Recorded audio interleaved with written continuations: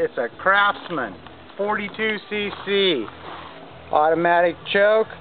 Pull that little thing on, depress the trigger. That's the choke lever? It pulls right off. Pull it on, depress the trigger. There, pull it on, press the trigger, choke goes right off. Where's the on-off switch? Would be located on this side. Okay. Fuel tank, automatic oiling tank. Let's see if she runs.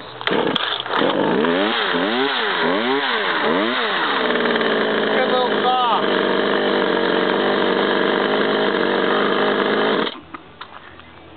Chain brake, all the good stuff for the new saws. Do a little test cut on this little guy over here.